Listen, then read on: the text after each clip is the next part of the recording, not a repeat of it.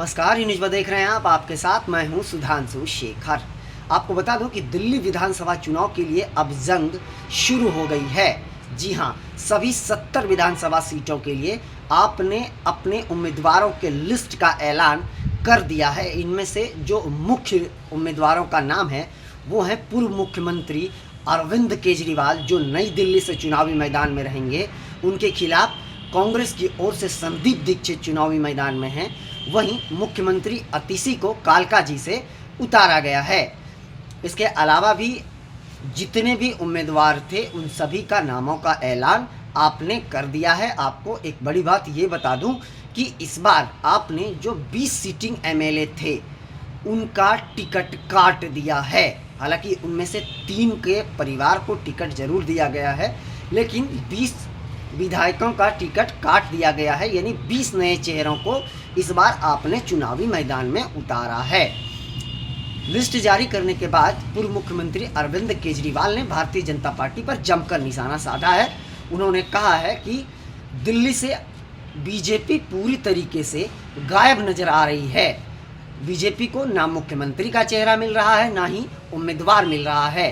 इसके साथ साथ उन्होंने कहा कि आप जो है दिल्ली में आपने काम किया और दिल्ली वाले काम करने वालों पर विश्वास करते हैं और काम करने वालों को ही वोट देते हैं।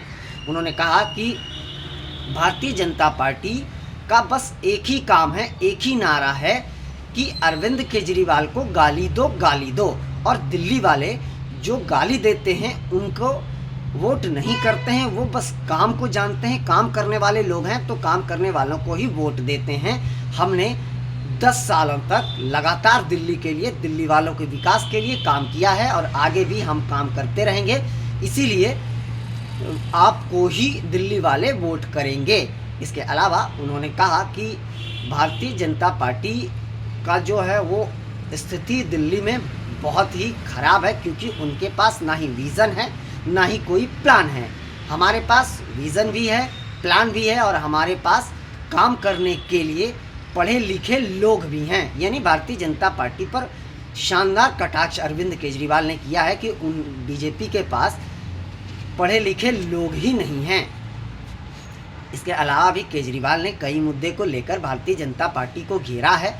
तो केजरीवाल ने जो है वो कांग्रेस पर हमला नहीं बोला है, केजरीवाल ने बस भारतीय जनता पार्टी पर ही हमला बोला है। उसके अलावा उन्होंने प्रधानमंत्री नरेंद्र मोदी और अमित शाह गृह मंत्री पर ही निशाना साधा है। वहीं आपको बताते जाऊं कि जो पूर्व उप मुख्यमंत्री थे मनीष सिसोदिया भी उनके साथ थे। उन्होंने भी कहा कि राज्य की जनता ने 10 साल तक हमें भरोसा किया और मैंने उस हिसाब से राज्य में काम भी किया। हमने स्वास्थ्य, बिजली, पानी पर बहुत ही अच्छा काम किया और आगे और बेहतर काम कर सकूं, इसलिए जनता मुझे वोट देगी। यानी कि इस बार का चुनाव जो है दिल्ली का बेहद दिलचस्प होने जा रहा है। आप पूरी तरीके से तैयारियों में जुटी हुई है। मनीष सिसोदिया ने यह भी कहा कि आप पूरी तरीके से अरविंद केजरीवाल के नेतृत्व में जो है राज्य में चुनाव लड़ने के लिए तैयार है। हम फिर से चुनाव जीतकर सरकार बनाएंगे।